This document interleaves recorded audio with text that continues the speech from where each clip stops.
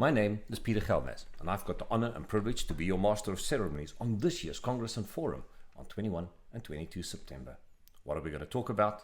The year 2050. And we're going to talk about the major mega trends which will shape our world on our journey to 2050. Not only the trends which will impact society at large, but also your world as producers. We're going to talk about the latest insights and technologies in bioengineering, which we believe will have a far higher impact on the growth of yield for potatoes than any other crops. We're also going to talk about things like the microbiome, the health of the ground, and carbon capturing, and why this is important for the circular economy.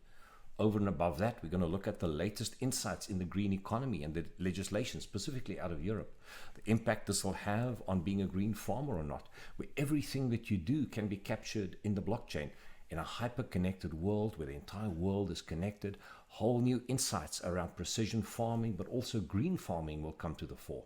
And you know what? In the future, we might even have government-backed cryptocurrencies with embedded taxation that'll be to the benefit of the green farmer and might not be a benefit to those that don't farm on green principles. These are but a few of the topics we will cover. We've got a panel of experts from around the world which will be in South Africa on 21 and 22 September. You can't afford to miss it.